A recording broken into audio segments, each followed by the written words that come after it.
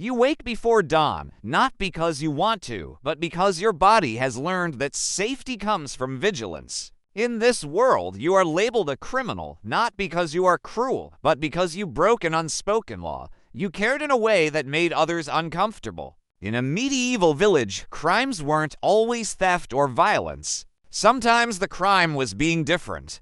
Sometimes it was feeling too deeply, asking the wrong questions, refusing to harden your heart when the world demanded armor. And in a strange way, your life doesn't feel so different now, imagine it. Cobblestone streets still wet with last night's rain. Church bells echoing judgment more than faith. Everyone knows their role. Bakers bake. Blacksmiths hammer. Soldiers obey. And you notice things. You notice when someone's smile doesn't reach their eyes. You notice suffering that others walk past. You notice injustice dressed up as tradition. That awareness alone makes you dangerous. Psychologically, people who care too much have always existed on the edges of societies. In medieval times, they were called heretics, witches, traitors, troublemakers. Today, they're called sensitive, dramatic, emotional, weak. Different words, same fear. A person who feels deeply can't be easily controlled. Neuroscience tells us that heightened empathy activates mirror neurons more intensely. You don't just see pain, you feel it echo inside your own body. In a rigid system, that kind of nervous system is a liability dot, so you learn to hide it. You lower your gaze. You soften your voice. You apologize for things you didn't break. You become careful. Medieval criminals learned quickly that survival depended on reading the room. One wrong look could mean public punishment. One honest sentence could mean exile. Your brain adapted the same way. Hyper-awareness, emotional scanning, constant self-correction. Your crime wasn't intentional. Maybe you spoke up for someone weaker. Maybe you refused to participate in cruelty disguised as order. Maybe you loved someone you weren't supposed to. Or maybe, like many who care too much, your crime was invisible. You absorbed others' pain quietly. You carried secrets. You felt responsible for holding the village together while no one noticed the weight on your back.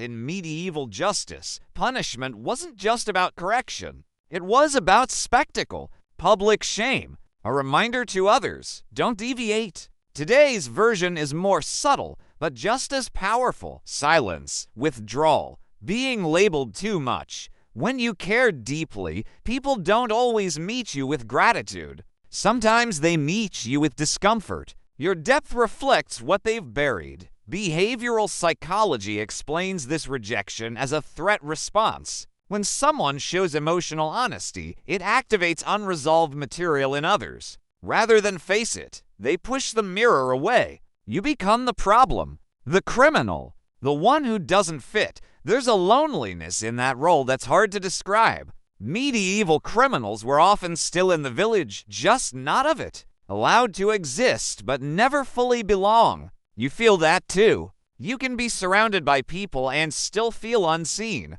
You listen to everyone's stories, but yours remains locked behind your ribs. You are trusted with pain, but not with care. The unhealthy side of caring too much shows up here. You begin to internalize the verdict. You assume guilt. You ask yourself what's wrong with you instead of what's wrong with the system. You overgive to earn safety. You become emotionally obedient, hoping kindness will buy protection. In medieval times, some criminals confess to crimes they didn't commit just to end the uncertainty. Emotionally, you do the same. You take blame to restore peace. Your nervous system is always on trial. Cortisol runs high. Rest feels undeserved. Joy feels suspicious. Even in moments of calm, you wait for the accusation. Trauma researchers call this anticipatory anxiety. You call it normal life, but here's the hidden truth history doesn't teach us. Many medieval criminals were actually healers, thinkers, caregivers, people ahead of their time. They threatened the status quo not with violence, but with insight. Their empathy made them powerful, and power that doesn't serve the hierarchy is always criminalized. The healthy side of caring too much is that it keeps humanity alive. It's the reason compassion survives dark ages. It's why art exists, why stories are told, why someone stops to help instead of stepping over. Your brain is wired for connection, not conquest. That's not a weakness. That's a different kind of strength. The problem isn't that you care. It's that you were taught to do it without protection. Medieval criminals had no rights. People who care too much often feel the same internally.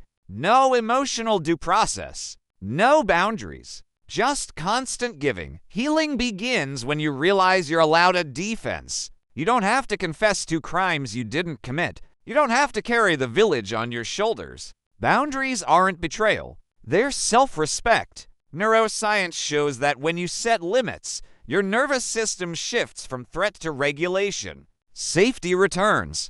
Clarity sharpens. You don't need to stop caring to be free. You need to choose where your care goes. Not every system deserves your loyalty. Not every person deserves your depth. In medieval times, escape often meant the forest, the unknown. Today, it might mean solitude, self-reflection, walking away from roles that shrink you. There's a quiet rebellion in choosing yourself, in saying, I am not guilty for feeling, in understanding that sensitivity is not a sentence. It's a signal, one that points you toward meaning, not punishment. If you've lived your life feeling like you're always one step away from judgment, like your heart is evidence against you, this is your reminder. History is written by systems, not by souls. And many of the people labeled criminals were simply too alive for their time. So ask yourself, as the bells fade and the square empties, what would your life look like if you stopped living as if you're on trial? If you redirected that care inward just a little? If this story felt uncomfortably familiar, maybe it's not here to condemn you, but to invite you to step out of the square and finally claim your freedom.